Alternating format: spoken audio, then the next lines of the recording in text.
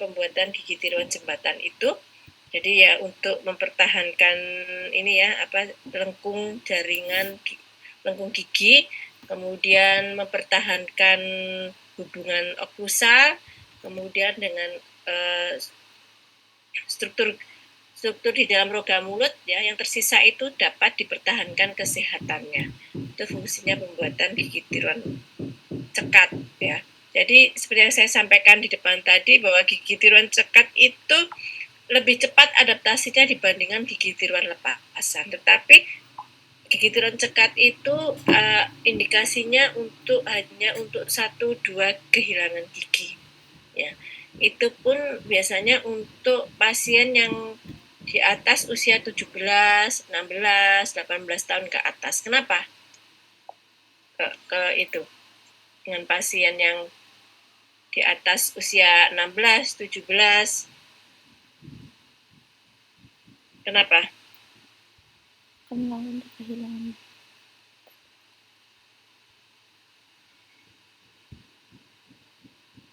Karena ruang pulpanya itu sudah mulai mengecil. Kalau pasien muda itu ruang pulpanya lebar. Padahal pembuatan gigi tiruan cekat entah itu pengurangannya itu ekstrakoronal atau intrakoronal, jadi diharapkan ruang pulpanya itu sudah mulai mengecil. Jadi jauh dari dentinnya. Ya, jadi dentinnya mempunyai ketebalan tertentu.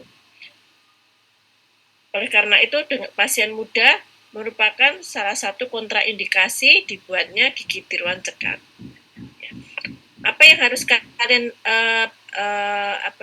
harus kalian lakukan untuk membuat gigi tiruan cekat selain melihat secara klinis? Kalau saya bilang klinis berarti itu pemeriksaan secara klinis secara mata, tidak dengan bantuan ronsen ya.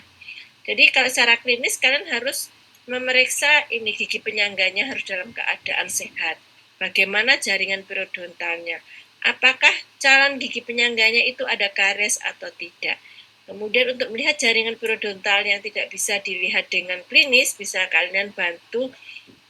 Maksudnya secara tidak klinis kalau ada kelainan jaringan periodontal atau periodontitis, mungkin sudah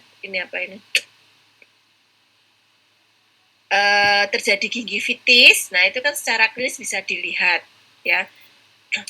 Itu bisa kalian, kalau tidak bisa dilihat, bisa kalian lakukan dengan pemeriksaan ronsen ya. Jadi kalian lihat bagaimana apakah lamina duranya putus apa tidak.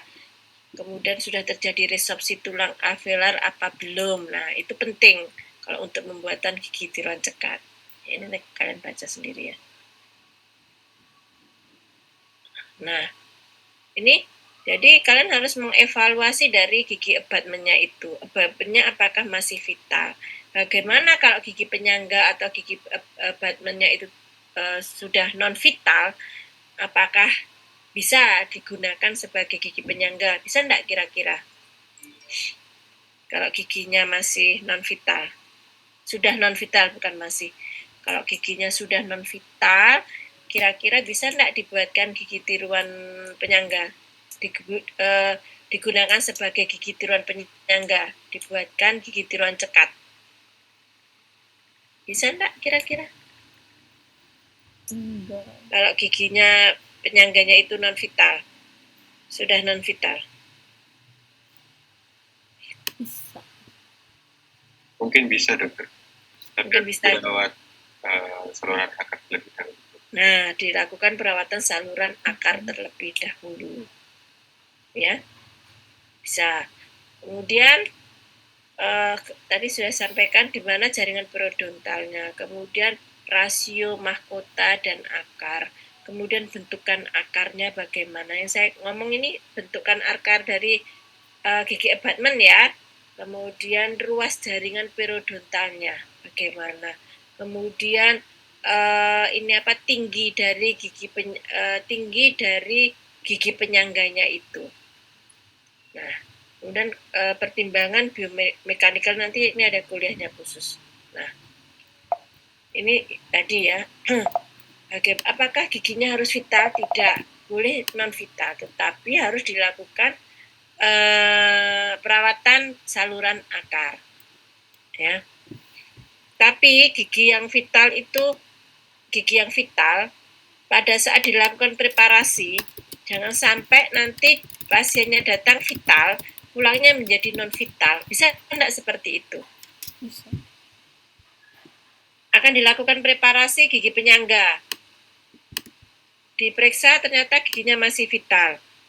Tapi setelah beberapa hari giginya menjadi non vital. Bisa enggak terjadi seperti itu? Bisa aja, Dok. Bisa. Kenapa? Ada preparasi yang dulu.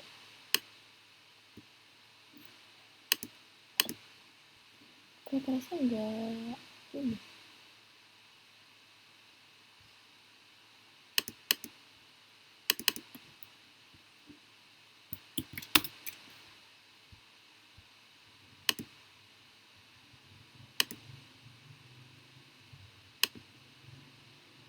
Kenapa?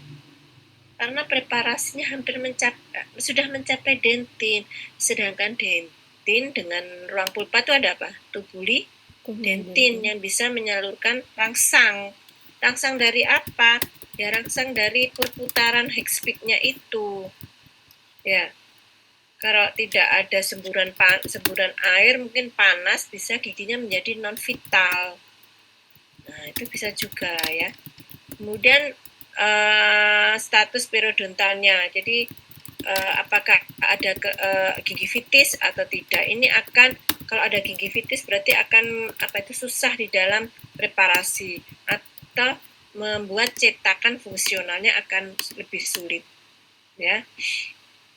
Kemudian gigi goyang juga gigi goyang tidak akan memberikan ini dukungan yang kuat kalau giginya goyang. Kemudian apakah ada restorasi, umpama misalkan gini, gigi penyangganya ternyata ada tumpatan kelas 1 atau kelas 2, bisa aja ya, tetapi itu lebih bisa itu, jadi tidak harus giginya utuh, nggak apa-apa. Kalau ada tumpatan kelas 1, kelas 2 masih tetap bisa digunakan sebagai gigi penyangga, atau itu diperbaiki, tidak digunakan tidak dibuat gigi penyangga ekstrakoronal tetapi intrakoronal ya. Jadi mahkota itu bisa intrakoronal, bisa ekstrakoronal, bisa intraradikular. Kalau intraradikular contohnya pasak, kalau intrakoronal contohnya inlay, onlay, kalau ekstrakoronal contohnya apa? Full case crown ya. Parsia all porcelain itu contohnya dari ekstrakoronal. Kemudian ini tadi gigi penyangga yang perbandingan mahkota dan akar itu harus 2 dibanding 3 atau minimal 1 dibanding 1. Kemudian bentuk akar gigi penyangga di mana lebar bukolingual yang lebih besar itu lebih bagus daripada mesiodistalnya ya, daripada lebar dari mesiodistalnya. Jadi akar yang berbentuknya ini yang mengerucut seperti ini ya, yang bentuk B ya, ini dia kurang bagus. Nah, jadi yang bentuk akarnya seperti ini. Kemudian ini akar yang menyebar juga lebih bagus sebagai gigi penyangga dibandingkan akar yang berkumpul seperti ini, join ya. Kemudian ada juga ini hukum Ante. Hukum Ante itu apa? Luas jaringan periodontal gigi penyangga itu harus sama atau harus lebih besar, minimal sama dengan luas jaringan gigi yang diganti. Paham sampai di sini? Itu hukum Amte harus diterapkan pada saat pembuatan gigi tiruan cekat. Luas jaringan periodontal dari gigi penyangga lebih besar, minimal sama dengan luas jaringan periodontal dari gigi yang diganti. Jadi kalau dia luas jaringan periodontalnya gigi penyangganya lebih kecil, berarti bisa menambah, tidak 1, mungkin gigi penyangganya bisa 2, bisa 3 ya. Gigi penyangga bisa 1 nggak? Bisa. Kalau kehilangan anterior ya. Gigi penyangganya cuma 1, nggak 2, bisa ya. Kemudian panjang mahkota ya. Sebentar.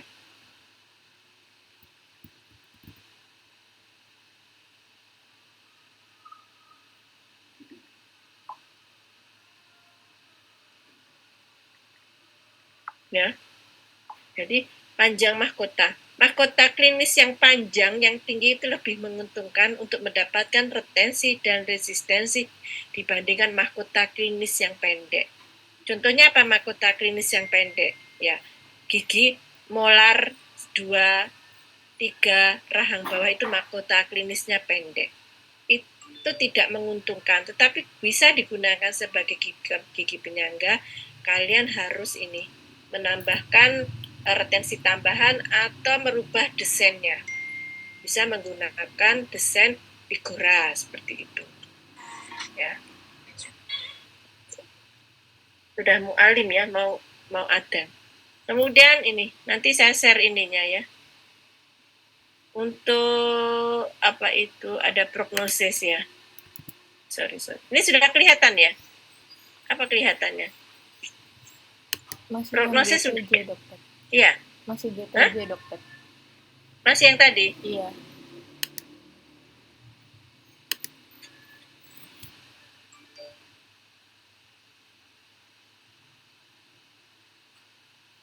Ini yang mana yang prognosis tadi ini apa?